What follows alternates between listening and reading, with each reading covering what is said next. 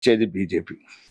బీజేపీకి ఒక ముద్ర ఉంది, నగర పార్టీ అని చెప్పేసి, కేవలం అర్బన్ లోనే బీజేపీ యాక్టివ్ గా ఉంటుందని చెప్పేసి. గ్రామ స్థాయిలో బీజేపీ బలపడడానికి ఎంతో కొంత బండి సంజయ్ పాదయాత్ర కలిసి వచ్చింది వాస్తవానికి, ఒప్పుకోకపోయినా. అట్లాంటి బీజేపీ ఇప్పుడు మళ్ళీ గ్రౌండ్ లెవెల్లో వీక్ అయింది. మీరు స్థానిక సంస్థల ఎన్నికల్లో ఖచ్చితంగా గెలుస్తాం, మెజారిటీ స్థానాలు గెలుస్తాం అంటున్నారు.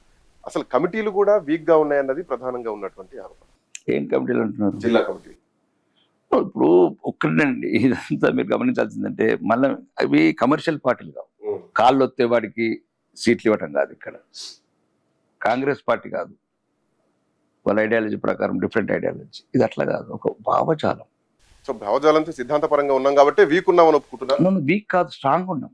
ఇప్పుడు మీరు అన్నారు గ్రామస్థాయి లేకపోతే ఆదిలాబాద్ గిరిజన తండాలు ఎట్లకి వెళ్తాం, మహబూబ్ నగర్ లంబాడి తండాలు ఎట్లకి వెళ్తాం?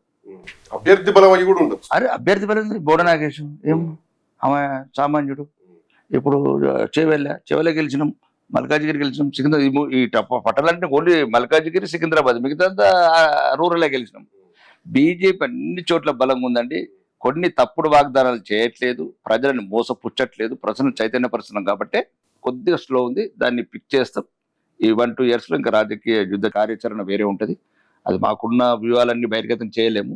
కానీ మాత్రం మాకున్న ప్రధానమంత్రి గారు ఏదైతే నిర్దేశం చేసిండో దాంట్లో నేను ఆల్రెడీ ఉన్నాను కాబట్టి ప్రధానమంత్రి గారి దగ్గర, దాన్ని బట్టి నాకు 1000% నమ్మకం కలిగింది. తెలంగాణలో రాబోయే ప్రభుత్వం భారతీయ జనతా పార్టీ నాకు నమ్మకం. బీజేపీ ప్రభుత్వం బీసీ ప్రభుత్వం అంటారు. నేను క్యాస్ట్ దాంట్లో పోలేను, అంత పెద్ద నాయకుడిని కనుక. నేను ఓసీలని బీసీలని ఎస్సీలని నాకు నోటికి వచ్చింది మాట్లాడలేను. అది అక్కడున్న రాష్ట్ర నాయకత్వం, కేంద్ర నాయకత్వం. కేంద్ర నాయకత్వం యాక్సెప్ట్ చేసింది, బీసీ ముఖ్యమంత్రిని చేస్తామని చెప్పేసి. నేను చెప్పదలుచుకున్నది ఏంటంటే, బీసీ ముఖ్యమంత్రి ఇంతకుముందు మేనిఫెస్టోలో చెప్పారు. ఎప్పుడు ఏ కార్యం అంత ఆ స్థాయి నాయకుడు ఆ లెవెల్ నిర్ణయాలు తీసుకునేది. ఏదైనా ఎవరైనా మాకు కావాల్సింది కులాల కన్నా ముందు హిందుత్వం ముఖ్యం. హిందుత్వం ఉంటేనే కులాలు ఉంటాయని నా భావన వ్యక్తిగత. ఇప్పుడు నీకు మతమే లేనప్పుడు కులం ఎట్లా వస్తుంది శ్రీకాంత్? హిందూ మతమే లేనప్పుడు కులాలు ఎక్కడికి వెళ్ళి ఉంటాయి? ఇప్పుడు ఫర్ ఎగ్జాంపుల్ పహల్గామ్ కట్టడం జరిగింది. ఓకే, అది రాజకీయ నిర్ణయాలు ఎప్పుడు కేంద్రం. కానీ మీరు కూడా విలేకరులు కూడా ఇట్లాంటి ఎస్సీలు బీసీలు అనుకుంటే ఎప్పుడు దేశాన్ని వీక్ చేయడం నేను చెప్పింది. సామాజిక వర్గాల పరంగానే రిజర్వేషన్లు కేటాయించారు. అది వేరే. ఇప్పుడు మీరు అనేది ఏంటంటే కోణంలోనే ఉంది భారతదేశం మొత్తం. నేనేమంటున్నానంటే కొన్నిసార్లు చాలా ఇబ్బందికరం ఉంది దేశానికి.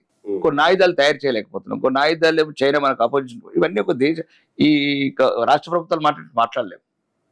దేశం ముఖ్యం. దేశం 1000 సంవత్సరాలు బానిసత్వంలో ఉంది. ముక్కలైన దేశం నువ్వు ఒకటి చేసినాం 1000 సంవత్సరాల తర్వాత. ఇప్పుడు ఒక్కటైన దేశం ముక్కలు చేద్దామంటే మేమంటే నేనేమంటున్నానంటే ముక్కలు చేయొద్దు, హిందువులంతా ఒకటే. కులాలకు ఎవరి ప్రాంతం వాళ్ళకి ఇస్తాయి, రాజకీయ పార్టీలు ఇస్తాయి, రిజర్వేషన్స్ ఇస్తాయి, కోర్ట్స్ ఇస్తాయి, రాజ్యాంగబద్ధంగా సంస్థలు ఉన్నాయి. ఇప్పుడు నడుస్తలేదా దేశం 75 సంవత్సరాల నుంచి?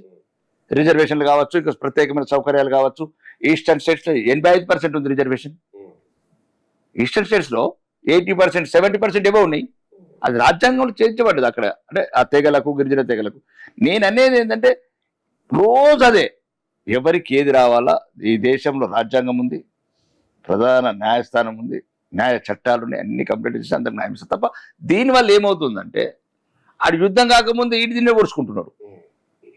రేపు గెలిచిన తర్వాత ఎట్లయితే ఇప్పుడు మేము చెప్పినామా, అంటే బీసీ ప్రధానమంత్రి చేస్తామని చెప్పిందా బీజేపీ?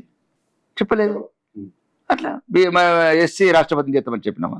సరైన వర్గాలకు సరైన న్యాయం చేయడానికే భారతీయ జనతా పార్టీ ఉంది. కాబట్టి దయచేసి ఆ ముఖ్యమంత్రి అనేది ఆ స్థాయి కాదు.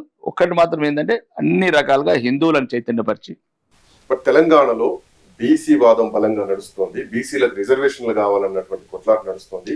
కేంద్రం చిన్న చూపు చూస్తోంది. కేంద్రం ఎందుకు బీసీలకు రిజర్వేషన్ కల్పించట్లేదు? రాష్ట్ర ప్రభుత్వం ఇచ్చినటువంటి జీవోలు గవర్నర్ దగ్గర ఆగిపోతున్నాయి. కేంద్రం ఇన్వాల్వ్ అయితే గవర్నర్ సంతకం చేయడం చిన్న విషయం. మీరు ఇక్కడ టెక్నికల్ గా మాట్లాడచ్చు. రాజ్యాంగబద్ధమైనటువంటి పదవి గవర్నర్. నేను చెప్తాను. నేను ఏమంటున్నా అంటే, మేము తెలంగాణ అసెంబ్లీలో, తెలంగాణ కౌన్సిల్లో భారతీయ జనతా పార్టీ సంపూర్ణంగా మద్దతు ఇచ్చింది. కానీ ఒక్కొక్క రకంగా అంటే దేశం మళ్ళీ అదే చెప్పాను. దానికి కొన్ని పద్ధతులు ఉన్నాయి. ఇప్పుడు మహిళా రిజర్వేషన్ చేసాం, ఒక్క రోజులో కాలేదు, ఒక గంటలో కాలేదు, ఒక రాష్ట్రం చెప్పడం కాదు, 29 రాష్ట్రాలను కన్సిడర్ తీసుకుంటారు. దయచేసి మీరు ఇట్లాంటి ఒకసారి తెలివైన విలేకరులు, చదువుకున్న విలేకరులు మేమంటున్నామంటే, ఎవరో ఒక రాజకీయ నాయకుడు తన స్వలాభం కోసం ఒక్కరోజు ఒక రాష్ట్రంలో కుంపటి పెడితే 29 రాష్ట్రాలు ఉన్నాయి. ఈ దేశాన్ని సమగ్రంగా ఐక్యత ఉంచాలన్నప్పుడు కొన్ని పద్ధతులు ఉంటాయి. ఆల్రెడీ మొత్తం కాన్స్టిట్యూషన్, రాజ్యాంగ నిపుణులు, ఎక్స్పర్ట్స్ని తీసుకోవటము, ఆల్ పార్టీ వర్గాలను తీసుకోవటము, 29 రాష్ట్రాల ప్రతినిధి తీసుకొని ఎట్లయితే మహిళా బిల్లు కావచ్చు, ఇంకా ఎక్స్పోర్ట్ బిల్లు కావచ్చు, ఇంకా రకరకాల బిల్లు ఈ దేశంలో చట్టబద్ధమైన తీసుకొని, ఇప్పుడు ఫర్ ఎగ్జాంపుల్ చెప్తున్నాను, పీసీ లేని రాష్ట్రంలో ఏం చేయాలా? ఓకే, ఉన్న దగ్గర 42% ఇస్తాం, లేని దగ్గర ఏం చేద్దాం? 10 రాష్ట్రాలలో హిందువులే లేరు. ఎట్లా? భారతదేశంలోని 29 రాష్ట్రాలలో 10 రాష్ట్రాలలో 0% హిందువులు, 800 జిల్లాలు లేరు కాబట్టి ఇక్కడ ఎట్లా ఇస్తాం?